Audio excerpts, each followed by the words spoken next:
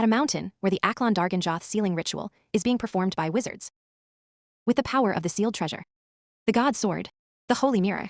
During the performance of the ritual, Hizo's father collapses and falls down. The Aklon Darganjoth seizes the opportunity to break the holy mirror and attack Hizo.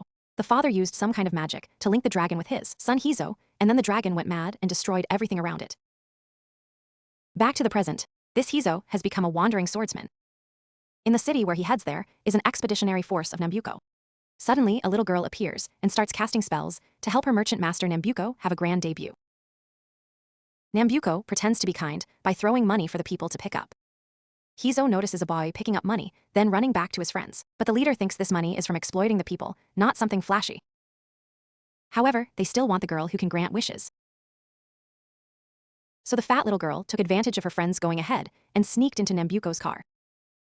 Of course, he soon realized this. But before making a move, nearby an old knight is recounting his ancestors' victory and showing off the extinction badge representing his clan. Suddenly, before his dragon-slaying insignia was stolen by a kid from the slums. Unluckily for him, he was caught by Hawkeye's guard and was about to get into trouble. Hizo saw this and intervened to save him, offering money so the nobleman would overlook it. He blamed Hizo for ruining his plan and snatching the dragon-slaying insignia before running away. Hizo followed Tomite to retrieve Dahabat from the kid's den. The kids drew their weapons and used force against Dahabat. He fell back and escaped by jumping out of a window. In the town, an elderly man with a pale face appeared alongside a talking line that was looking for Hizo. Meanwhile, the merchant was negotiating a deal with Kong Uncle in this area. He was somewhat hesitant about the transaction, causing a stir among the townspeople, but Nambuko demonstrated his power to reassure them. At the same time, he showed Nambuko that he was now in a stronger position, but Nambuko also showed Chong a precious stone and offered him a good deal to consider. While the transaction seemed settled, the little thief had secretly switched the merchant's gemstone and was immediately caught. Hizo and the kids were still chasing each other on rooftops. After running out of breath, one tripped and fell, forcing Hizo to rescue them. Just as the kids realized their allies were captured, they rushed to save them. The next morning, the little thief was about to be executed in front of his powerless friends. This is the ultimate punishment for those who slight the Lord, according to Nambuko. Hizo couldn't ignore this and directly intervened to rescue him. After witnessing him defeat all the lowly soldiers, Sajasaju used his magic to attack Hizo. Hizo dodged and sliced through the soldiers, blocking him from reaching Sajasaju. However, the soldiers seemed unharmed after Hizo's attack. Overwhelmed, Hizo suggested a truce. But the faint-faced man suddenly appeared, rescuing his friend who was under attack. He called Hizo the little beetle boy and took advantage to save his friend. The merchant's magic girl decided to use the real gemstone. Hyar hesitated when he saw it was the gem on his father's scepter. Wanting to claim it, as it belonged to his father, she shot the ball towards Hyar, but it bounced back. Because their feet were beneath the shadow of the dragon from before, it also emerged from there, as it was still alive when everyone thought it was dead due to its connection with Hyar. Witnessing this scene, they all showed great shock. For Hyar, he felt the small seal on his body was now active. Long ago, the continent of Kunnan was ruled by swords and magic, with three powerful nations there, Sen Amosiakiwak, Ixifenkiwak, and Van Lodikiwak. The power of the three nations is equal. If one nation were to change, it would immediately spark a war across the continent. And on this continent, there exists a wicked dragon that everyone fears. His name is Daganzoth. This is about Daganzoth and a young swordsman named Hizo. Upon witnessing the fierce evil dragon in front of him, he suddenly became enraged and charged to attack it. The dragon threw Hizo down, rendering him unconscious. People tried to shoot arrows at the dragon, but they were like needles piercing paper. A few arrows hit Hizo's group, but the dragon suddenly shielded them. The dragon then wreaked havoc throughout the city, and when it felt it had caused enough destruction, it left. Nambuko is excited now because he hasn't been scared in 10 years. He thinks the dragon's return is due to him. Then, he ordered his subordinates to pack up the head and prepare to return to his territory. Since Hyar has not woken up yet, Jiraiya uncle must tell the children what happened before. Long ago, Hyar's parents chose this area between 3 countries for. As no country wanted to suffer losses themselves, they had to choose that place. We already know how things unfolded then. But what happened afterwards is not as people have been told.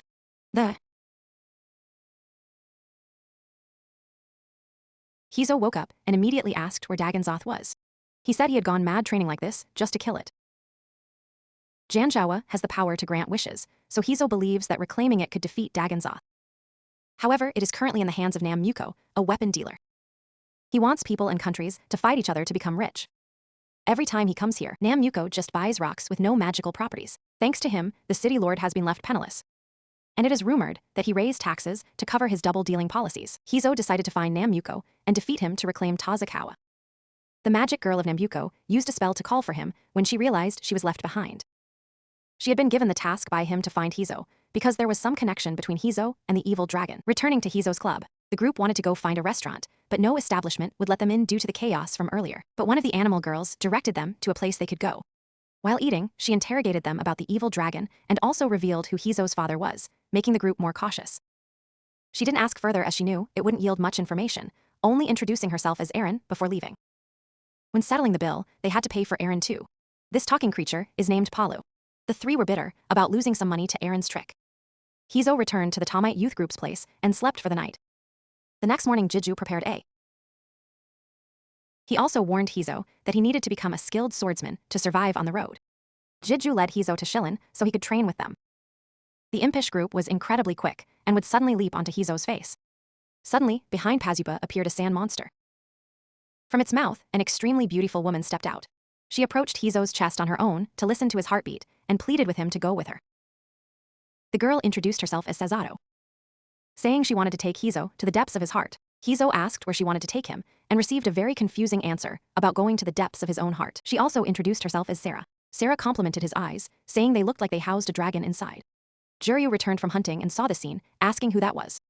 Hizo didn't know, so Palu said she came out of the dragon's mouth, thinking she might be an animal person or some kind of monster, which made Juryu grab his sword. Seeing Sarah seemed a bit strange as she picked up stones and talked to them, everyone thought it best not to get involved with her and quietly left. Hizo felt sorry for her, but Jiju just shrugged it off. When they got home, Hizo kept thinking about Sarah and wouldn't eat, so Tomi teased him a bit. Knowing about the girl, Tomi then brought up the matter to tease Hizo. While at his own location, Nanba did not plan to spread rumors about Talon's return to exploit people's fear of it. The Han also wanted to increase the production of magical stones, while raising prices for weapons and armor. Nanba also ordered Dr. Parfalopa to develop some new products that the three kingdoms wanted to buy for the upcoming battle. Sazato somehow found her way to Hizo's location, not saying she could find important things. Sazato told Hizo that his place was also hers. Having saved Hizo, she had to lead him back to their resting place. Juryu went hunting again this morning. Due to 3 wolves he hunted yesterday yielding too little money. Hizu returned to train with the wolves along with Sarah. Not making much progress, he decided to sit and rest. Suddenly, they spotted a larger wolf than the 3 Juryu had hunted.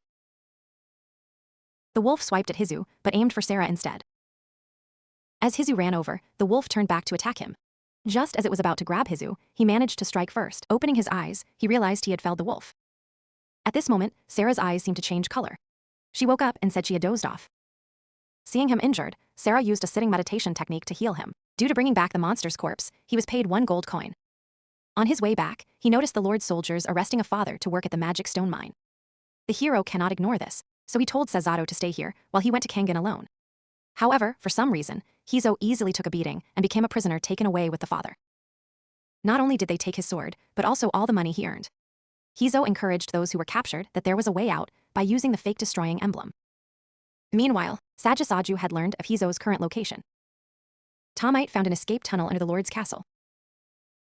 Sazato also followed to rescue Hizo. In the mission, Hizo encouraged everyone to try and find a way out, but most had given up hope. With no other choice, he carried the fake badge and smashed the wall. The Lord noticed the sound of his own iron end being broken, and opened it only to find it was already damaged. Tommy stole the ledger that recorded the amount of money the Lord had extorted from the king, and used it to threaten him to release people. But he wasn't afraid, as soldiers in the room appeared and controlled Tommy. Juryu arrived later to rescue and save Tommy. Tommy reclaimed the ledger, and threatened the Lord to free Hizo and everyone in the prison. Hizo was released, but regretted not finishing the hole just yet. The group returned to Tomite's camp, and had dinner together. While this was happening, a stranger was still watching them. After breakfast, Jiju decided to stake even money on Hizo. Sazato just followed along without anyone's permission. Seeing her follow, Hizo gave her a gold coin and told her to go play somewhere. Ijin suddenly appeared, and offered to take Sazato to the healing spring. Ijin suddenly noticed that Sajisaju was nearby. While this was happening, Tomite and Palupa were also on their way to the healing spring to hunt a monster worth 300 gold coins. Back to Hizo. He is extremely uncomfortable with Jizu's training method. Hizo wants to earn money his own way.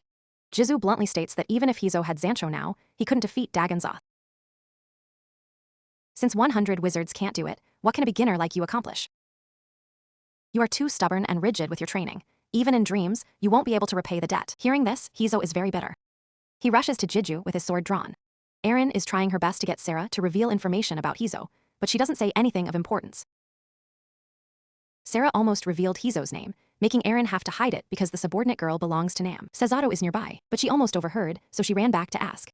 Erin is good at steering the conversation and successfully hid it. Erin wonders why there are few people bathing by the lake, and the girl mentions a monster near the lake but doesn't seem concerned. But that monster has woken up now. Hizo keeps getting pushed back. He knows you think about overthrowing me if you get the power from the. Reading them made Hizo angry, so this time he charged in really hard. The moment Jiju's sword struck next, it accidentally hit Hizo. Palupa and Tomite thought Jiju had lost his mind, but he instructed to bring Hizo to the healing spring. Indeed, at the recovery spring of Sajasaju, Hizo was ambushed beforehand.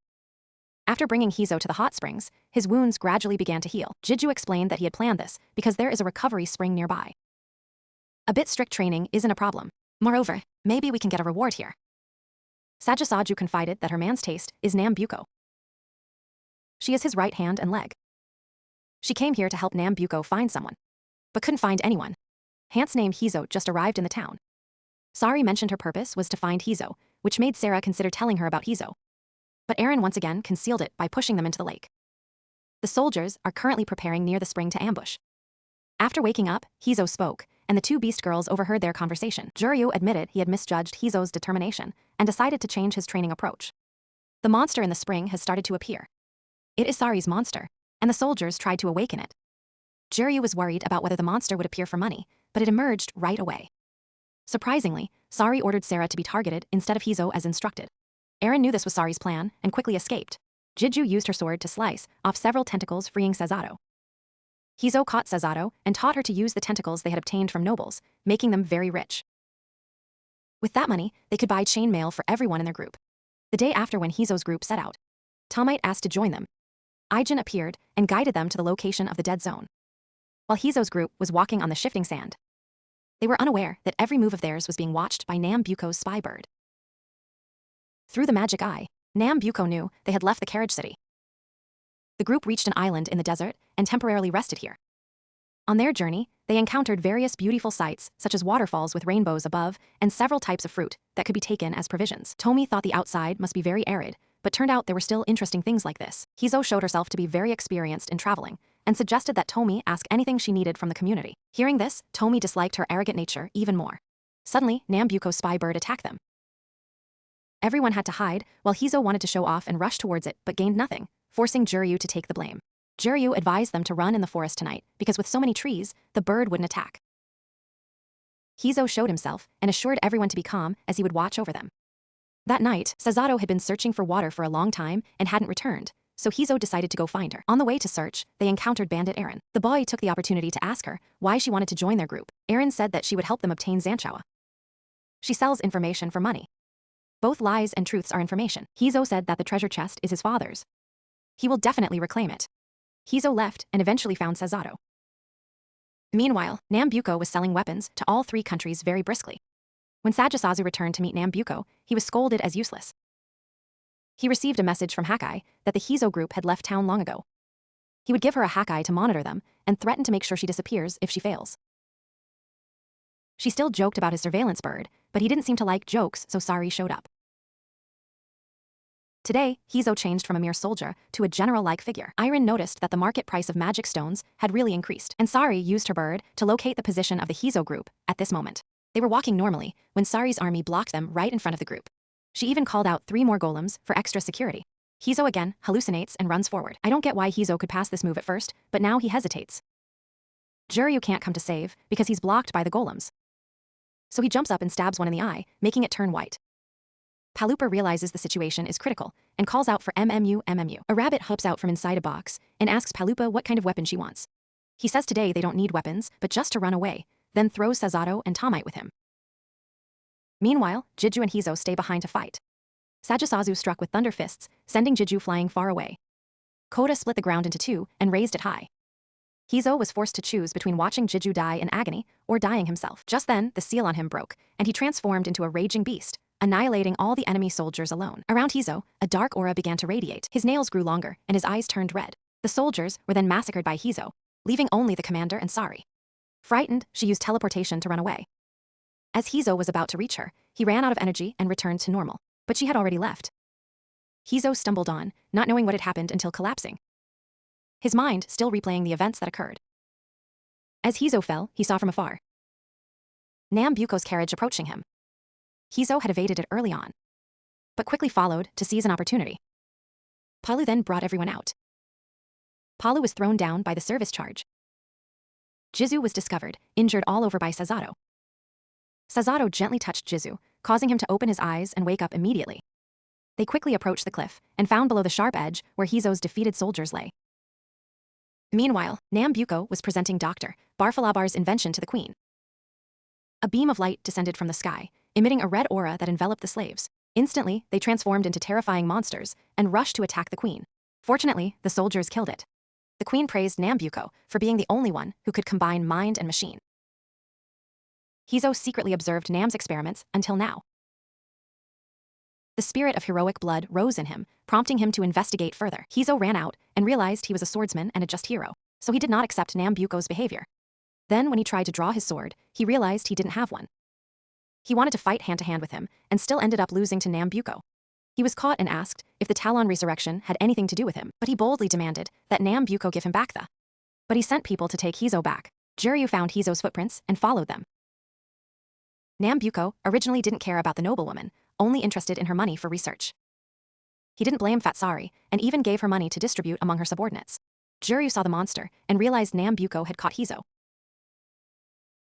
Nambuko went to Hizo's prison room and began torturing him to extract information. He said he needed that demon dragon to cause chaos. Chaos is a weapon. The weapon is money. Suddenly, the queen dragged Nambuko's servant over to complain, forcing him to postpone torturing Hizo. Taking advantage of this, he successfully retrieved Dahabat and removed his shackles. Professor Jabafalopa noticed an odor on Hizo that belonged to Sasato. After asking about it, she found out he was someone she knew. He said he had separated from Sasato and was lost. And when he knew that Sarah liked the sound of Hizo's heart, he also listened and realized Hizo's heart wasn't really his own. He thought their meeting with Sarah might be fate, so Hizo used Sarah as an excuse to get him to help Hizo escape. That if he stayed here, Nambuko would interrogate him again and make Sarah sad. So he gave him a vial of medicine that would take him to Sarah. Just think of Sarah and you'll find her. After drinking it, he really went to Sarah's place. He wanted everyone to leave this place first before talking about it later. While Nambuko returned, the professor was sitting there. He said he let Hizo escape for Sarah's sake. Sarah was the one Nambuko asked the doctor to deal with. But he couldn't carry out that task because it was too cruel. Although he disobeyed Nambuko many times, Nambuko couldn't kill him as there were still tasks he needed him for. Aaron investigated and reported back to the Hizo team that this place used to be a magical stone mine. They increased production too quickly, leading to running out of stones and abandoning it. Sasato noticed that Hizo had the Dr. Barfalabar's scent. Who is her father? Jiju said he was more concerned about Barfalabar's words. That Hizo's heart wasn't his own. The key is Dagonzoth as well. At that time, it seemed to be protecting Hizo. Now Hizo's heart is not the boy's.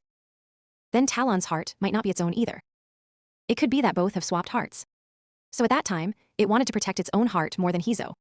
If so, it might be because your father 10 years ago swapped their hearts. Hizo seems to have understood this and knows that if the boy dies, then Talon will too, and vice versa. And the power you gained last time was likely from anger and fear, as well as resentment. That must be what made you turn out like before. And if you want to avenge your parents, you're ready to die alongside Talon.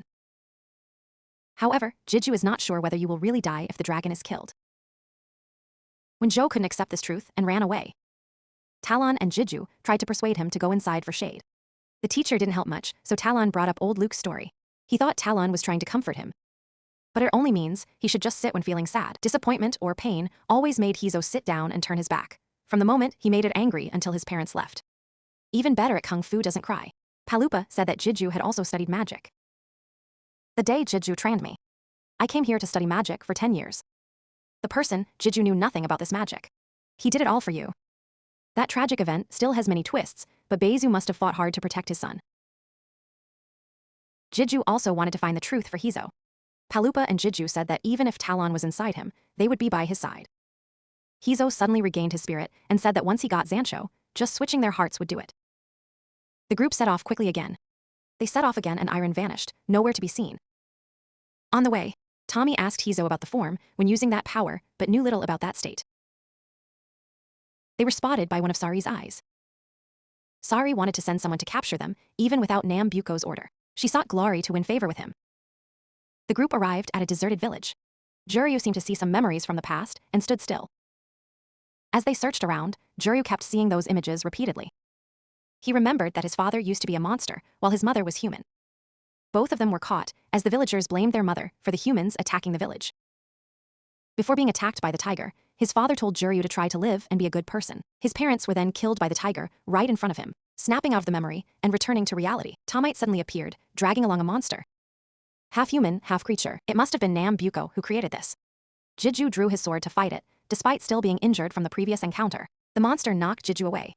Hizo had no choice but to engage in battle. He tried to activate his dragon form, but couldn't manage it. Luckily, Dairu managed to cut down the monster from behind, with what little strength he had left. Meanwhile, Iron split off and went to sell information about Hizo to Nambuko. Her reward was an ants in a shell. Nambuko ordered Shajisha to go and kill Hizo. The group of Hizo has now arrived at Ryuukoku, a crossroads town. Much imported goods pass through here. Currently, the land of Nambuko's death wish is still far from here. Hizo wants to find a new sword to replace the broken one. Balu manages with such strict economy that Hizo calls him stingy. But the distance to Nambuko's place is still far, so expenses are still a priority. Hizo thinks he needs a good sword just to look cool. The group first searched for a shelter, and the owner said there was a cafeteria behind if they wanted. But Palu said they would not buy food and would make it themselves instead, using the rent money for beds. Hizo, Juryu, and Sarah split up to go shopping and sell the monster right away. The three of them went to the store, and Hizo kept picking out several swords that he still couldn't use. Some were too useless. Some were too heavy. Jiju had to pick a decent sword for Hizo, and Hizo agreed to take it. When returning to the room, Hizo and Sazato dropped by a gem shop belonging to a sad man. However, since Moonstone was too expensive, Hizo had to sadly leave. Meanwhile, Ijin was examining an arrow, its tail hidden with a charm. Capable of felling large monsters in one shot, Ijin decided to buy 5 of them outright. Jiju cooks well enough for the room. That night they had quite a feast. Jiju reminded Hizo of the teacher, mentioned by Dr. Parfalopa. He said Hizo would meet him. The teacher is actually Bezo's master. Sazato said that Theo was her friend. Jiju said he had fully recovered and needed time to review the map before making plans. After eating, everyone went back to their rooms, but at midnight, Hizo and Juryu were still awake. They lay there talking for a while. And Hizo knew that Juryu was troubled by something about that village. Seeing that Hizo seemed unable to sleep, Juryu thought that if he had a dragon inside him, how could he possibly sleep peacefully? While this was happening, a large shadow attacked a cat outside. By midnight, suddenly, an explosion occurred in the town. They heard continuous explosions outside and had to go check it out. The townspeople only saw a shadow destroying houses around them continuously. Nobody knew what that shadow was. Hyar was more bloodthirsty than blood-brained, so he rushed forward again, dragging Jiraiya along. There were many civilians there. The shadow wrapped around the tower's swaying pillar and revealed the of Ganjot. The villagers were snatched by the shadow and taken away. Hyro angrily charged, but Jairu stopped him out of fear for danger. The shadow lunged, forcing Jiju to push Hizo aside and then slash at it with his sword. The shadow dodged and grabbed Jiju's leg, trying to pull him down. It was then that Sajasaju appeared.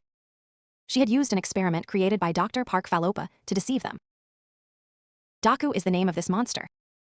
Sajasaju pointed her sword at Hizo's chest, but he grabbed the blade despite the electric current. This must be part of North-South U's plan to summon Dagonzoth's evil fur. But the spear pierced through one of. Sari was afraid, so she had the monster attack Hizo to make Koder run away. Jiraiya wanted to help Hizo, but was being sucked in deeper, so Iron shot an arrow from afar to help him escape. But as soon as the monster poked Hizo, his strength caused it to shatter completely and backfire. Gone in a flash, the ground began to crumble, and Hizo lost control more and more. The Talon was summoned at this moment too. Hizo, losing his mind, slashed Jiraiya with his sword, causing him severe injuries. The dark dragon just emerged and seeing that, retreated back underground and left. Nampuko realized he needed Hyar to get the dark dragon. As Hyar regained consciousness, she cried over what she had done. Hyar was shocked to see Jiju lying unconscious. Jiju was then taken back to the dorm for bandaging and treatment. Palupa took turns cooking, though not very well. Upon waking up, Jiju made Hizo extremely happy. When Joe said he had attacked Jiju, Palupa encouraged Hizo that it was due to the dragon form causing him to lose consciousness. However, Hizo still felt uneasy about this. Sazato could not heal Jiju either. Jisoo warned Hizo that if he kept transforming uncontrollably, he would soon turn into a dragon and be unable to return to his original state. Jisoo then fainted again due to the wound reopening. Palupa had no choice but to call Mimi to get the medicine. However, medicines made from Caesophusia herbs are rare, so the price is very high. I fear that even all of Palupa's assets would not be enough to buy it. Irene suddenly appeared and said where she could find the ingredients for the medicine. Hearing the location, Hizo and Sarah ran off immediately. Nampako was still doing well in business. Sari was scolded and locked up in her room. Tommy noticed something strange. He had never seen Sarah eating or drinking. Sari always knew their whereabouts to catch them. So Tommy thought it might be that Sarah reported, because she is familiar with the doctor who works for Nampako. The two of them arrived and began searching for the herb. But it's not easy to find a precious herb when they encountered something that looked like a frog toad. They tried to run away, but somehow the frog jumped underground. They had just managed to run a bit when they fell down, and it started raining. Sarah found the herb, so Hizo happily ran up to pick it. Hizo was pulling Zufia sprouts hard, but suddenly an earthquake occurred. Turns out he was on the shell of a red turtle. Anyway, not much time left. Aaron said there were rumors that a country had obtained Daganjot and Sanamuja Kingdom. Isaifeng Kingdom and Londic Kingdom also heard the news. Nampako spread news of Daganjot to cause chaos among the three countries, and they want to place orders for weapons and armor from him. As these items become more useful in combat, their prices are rising, not to mention that Nampako controls the prices himself. Things will soon lead to a continental war. No matter how hard Hizo tries, he cannot reach the land of death if a war breaks out. Finally, Hizo successfully pulled Sazufila, but fell and was caught by Sarah. Hizo noticed this as the first time Sarah had smiled. The medicine was given to Jiju, while Tomi borrowed Aaron's things to check on his friends. Upon entering, he recounted that the children in the town were taken to the mines. The poor are squeezed. Lack of food supplies led men to be drafted, leaving no one to work. But Tomi's friends remained normal. Palu will tell them in detail after eating. The next morning, Tommy no longer doubted Sarah because she showed emotions. And they set off to meet Theo. Hizo didn't want it much as there was an impending war and time was short. Juryu told Elle that Hizo's body is more important. But Master Theo appeared right in front of them. He called them over because Elle has a hazel, but then said it wasn't necessary, even though he really wanted to. He came in incensed to take Sazato, despite Hizo's anger and jealousy. Beizu and the three follows are all disciples of Theo. Jizu told Master Theo that he had important matters to discuss. However, Master Theo still criticized them for coming without gifts and leaving immediately. Jizu then recounted the entire story about Hizo's transformation. Master Theo remained silent, just raising his finger. Instantly, a red energy stream emitted. It was soul-consuming fire, but it was just fake between the false dragon he created. Cannot feel heat or soul being swallowed. Hizo said he wants to avenge his parents at all costs. Before this body, any issues were very tiring. 10 years ago, you asked if there was magic like this, why not do something? If he helped, my parents wouldn't have died. Theo only said that even sorcerers cannot stop the demons, just as they cannot stop natural tornadoes. Afterward, he told Hizo to practice magic with him. Hizo said as a swordsman, why learn magic? Jiju whispered to you to go relieve yourself in case you learned something useful. He found an excuse to dismiss some people and started teaching the rest. He made Hizo look at the dotted line ahead and walk.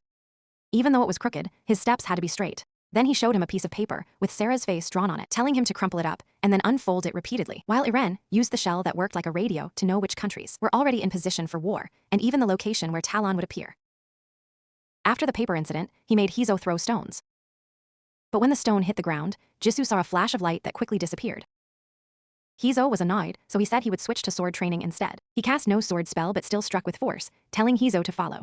He placed a non-sword and asked Hizo to strike it with bare hands. An invisible impact cut the ground behind him, making him extremely surprised. After dinner, everyone gathered together again at night. Jizu approached to ask about Hizo from him. He replied that this boy is exactly like Beizu your father. Straightforward and stubborn, a strong sense of justice, though his ideals are slightly too high like Beizu's. Beizu was quite talented as a mage, but his son lacks the talent for a swordsman. Jiju also soon realized from Hizo's battle.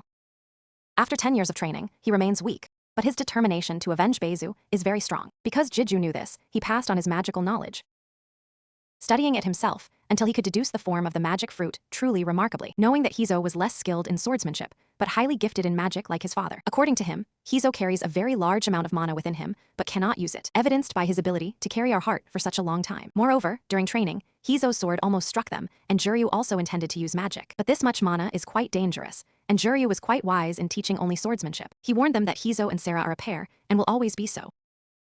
Now, Nambuko gives Sari another mission, but the specifics, I have no idea. The next morning, Hizo was upset with this way of learning and wanted to quit. So he told Hizo if he could strike the air sword without a blade, he would pass. Hizo just roughly said something, not knowing if it worked or not. Everyone is now intently observing, though they see nothing.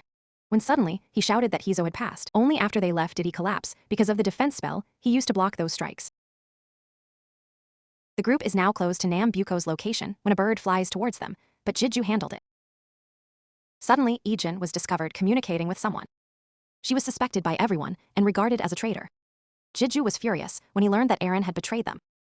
However, Zizko failed to retrieve any information, so the group decided to proceed. Meanwhile, Sajasaju has agreed to team up with the unicorn, as per Nambuko's wish.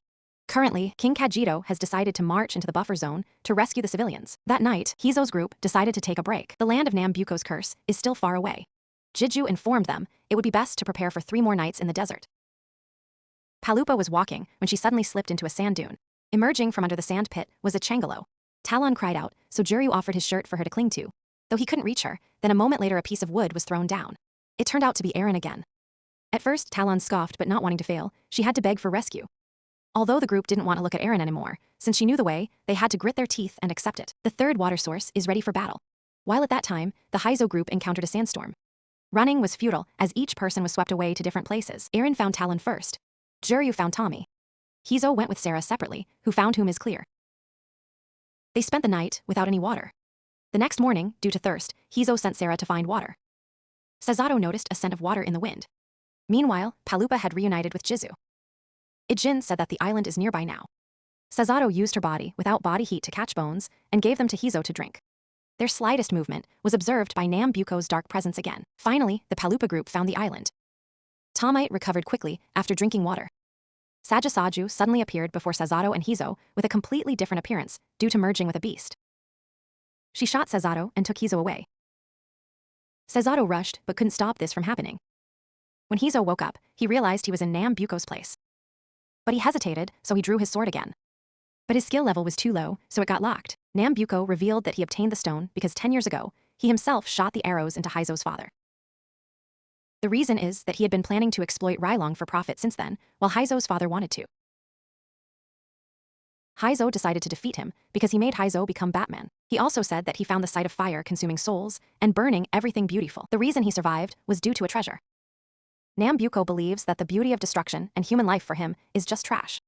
Hizo ran up again and lost his sword in the fight, but he didn't want to kill him. Instead, he wanted to use him to exploit the demon dragon. The Ijin group was moving when they discovered Yashizato. She continuously tapped and summoned a giant dragon to transport them. It turns out Sargato used this method to call the dragon as a means of transportation. That was when Sargato emerged from the dragon's mouth and met Hizo for the first time. Meanwhile, the 3 Faloba were compressing leftover magic into Gizokia's divine path. Then he transferred it to the 3 divine paths in Baba Goa. Combining sealed treasures here could conquer that continent. However, all the mansion's magical power would have to be sacrificed. For Nambuko, that is not a problem. Finally, Hizo's group arrived at the land of death vows, but Jidok still had a powerful residual magic. A strong beam of light shot out immediately, killing the dragon that Hizo's group was riding on. The guards then arrived to check on the dragon, finding only its remains. While Jiryuo's group managed to escape before being discovered by the soldiers, they did not know how to get past this heavily guarded area. Since Iron had also used delivery services last time.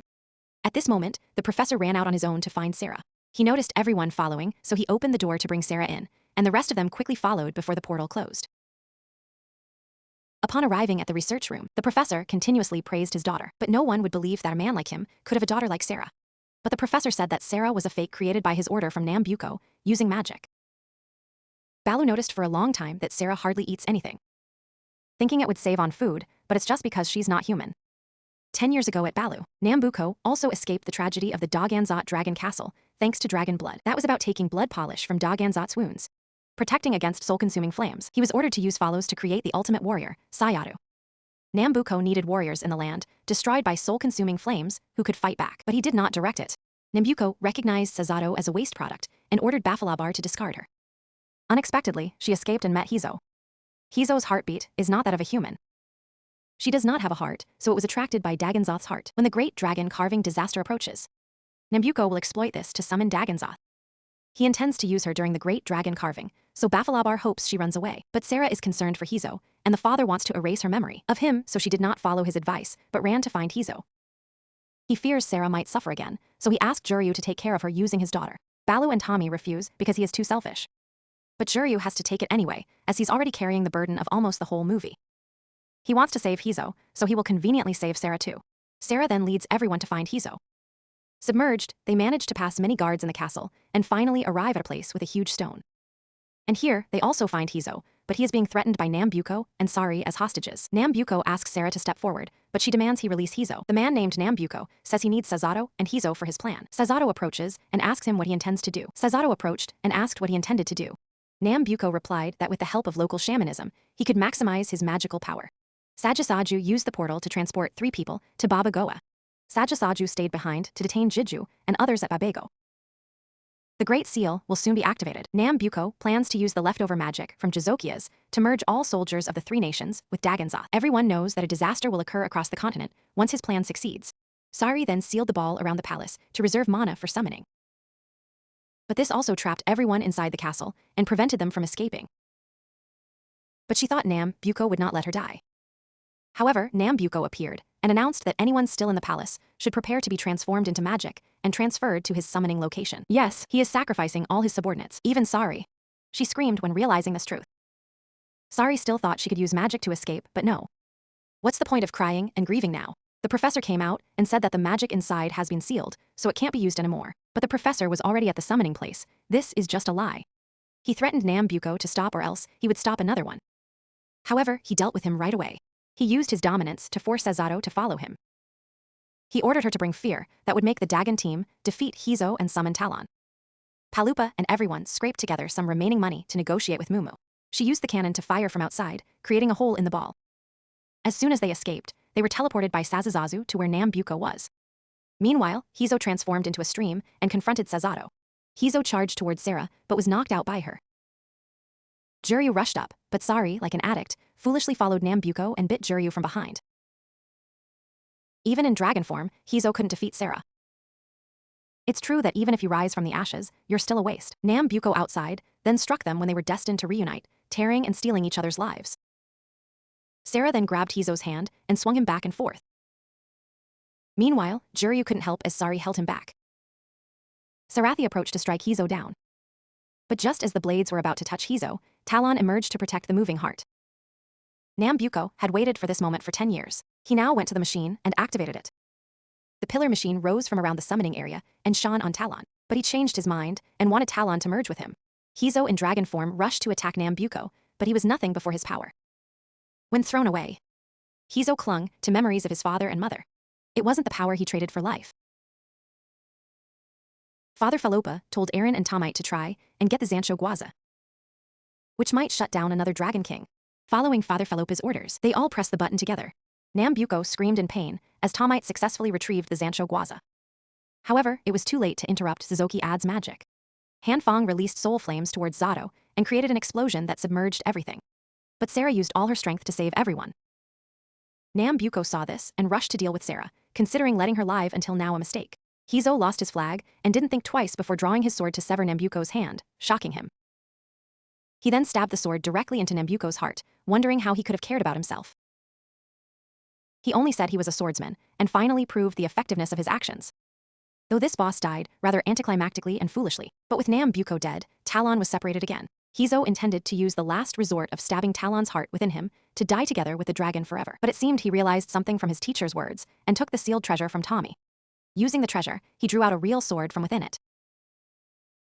Hizo finished by directly using sword spirit magic to chop at Daganzoth's seal. He successfully extracted his own heart. However, Hizo used it to implant it into Sazato's body.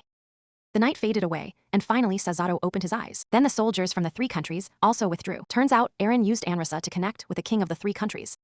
So they all blamed Nambuko for this matter. But Jiryu was concerned that the king of the 3 countries might start a war at any time. Just then, the service came to demand payment because Ain was still alive and well. Sarah has now found a new way out.